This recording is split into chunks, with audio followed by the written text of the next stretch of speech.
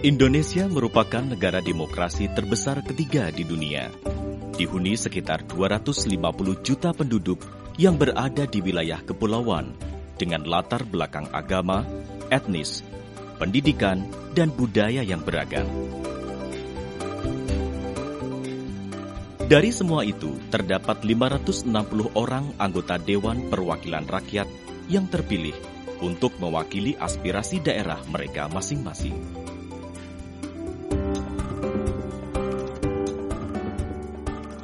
Tentu tidak mudah menjalankan fungsi representasi yang menjadi tonggak demokrasi berkualitas.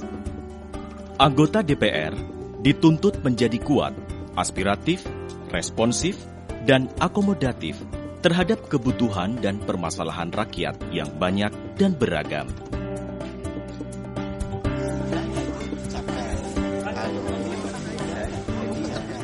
Di tengah tantangan ini, sejumlah anggota DPR terbukti berhasil memberikan solusi atas permasalahan yang dihadapi konstituen di daerah pemilihannya. Yang terkait dengan program-program di komisi saya, tentu alhamdulillah kita sudah bisa merealisasikan. Paling tidak misalkan untuk infrastruktur pedesaan melalui program PPIP sudah lebih dari 170 desa yang kita bantu. Dan kita bersyukur bahwa tahun 2013 ini itu sudah didorong ada 2 ferry yang di atas 1000 JT, dan juga pada tahun depan akan ditambah lagi 1 ferry.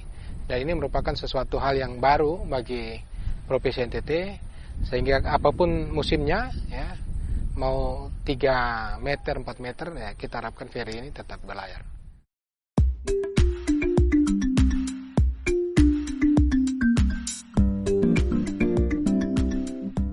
Bagaimana semua keberhasilan itu dapat dicapai? Yang pertama, ya, mencoba untuk mengatur agenda jadwal kita.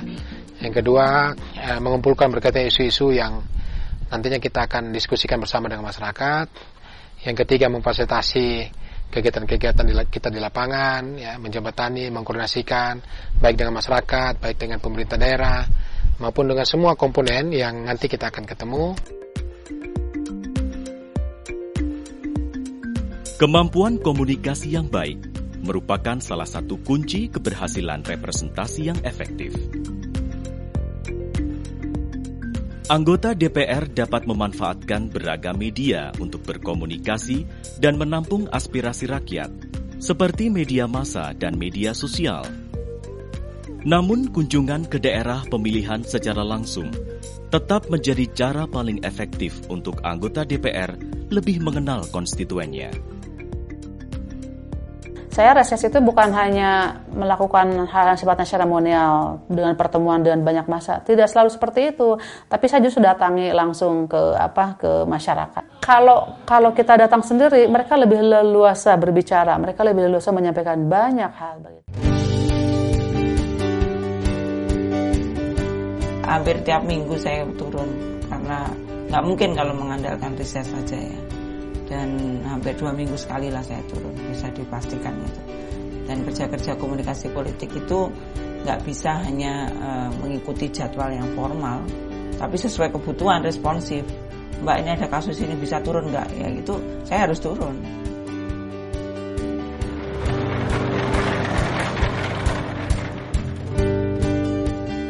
Selain itu, partisipasi masyarakat juga memiliki andil besar dalam keberhasilan sebuah representasi yang efektif.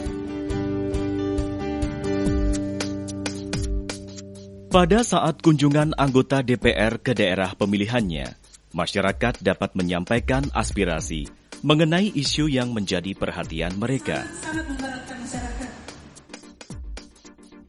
Dan ini alhamdulillah pokok ya, bagus ya. Pokok, ini 5 tahun saya jamin masih kuat, Mas. Agar aspirasi lebih mudah dipahami oleh anggota DPR, masyarakat sebaiknya menyiapkan data dan informasi yang akurat. Untuk itu, masyarakat dapat bekerja sama dengan universitas, organisasi masyarakat, atau media yang ada di daerahnya. peran kita sebetulnya lebih banyak bagaimana memfasilitasi, bagaimana membuat komunitas itu ngerti, konstituen itu mengerti bahwa anggota dewan adalah wakil mereka. Kemudian juga kita mencoba membangun mereka bagaimana melakukan analisa sosial, melakukan pemetaan, menyusun data, artinya bicara data itu kondisinya seperti apa di wilayahnya, apa permasalahan yang mereka hadapi. Ketika mereka sudah mempunyai data persoalan, mereka akan melakukan advokasi terhadap pengambil kebijakan, baik itu dengan anggota dewan yang ada di lokal daerah maupun yang ada di pusat. Selain bertemu dengan anggota DPR secara langsung, masyarakat juga dapat menyampaikan aspirasinya melalui rumah aspirasi. Surat, SMS, atau email kepada anggota DPR. Bila isu yang disampaikan adalah isu nasional, masyarakat dapat menyalurkan aspirasi melalui pengaduan online DPR, SMS aspirasi DPR, email, surat ke komisi terkait, atau datang langsung ke gedung DPR di Senayan. Ya, aspirasi itulah sebenarnya tugasnya wakil rakyat. Jadi tugasnya wakil rakyat yang memang harus menerima aspirasi, kemudian menindaklanjuti, memperjuangkan.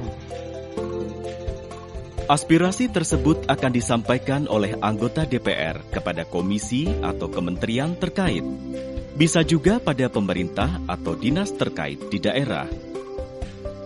Anggota DPR juga dapat bekerja langsung, mencari solusi dengan berkolaborasi dengan berbagai pihak seperti universitas, lembaga penelitian, organisasi masyarakat, asosiasi profesi, dan media. Alhamdulillah setelah kedatangan Pak Teguh Juwarno, jalannya ada perubahan, sudah diperbaiki. Nah dulu daerah sini nih becek banget, sulit dilewati kalau hujan. Keberhasilan anggota DPR dalam menyerap dan menindaklanjuti aspirasi masyarakat akan sangat berdampak pada perbaikan kebijakan, kualitas kinerja pemerintah, dan peningkatan kesejahteraan masyarakat. Oleh sebab itu, anggota DPR bersama dengan masyarakat harus saling mendukung dan membangun komunikasi yang baik demi terwujudnya representasi yang efektif.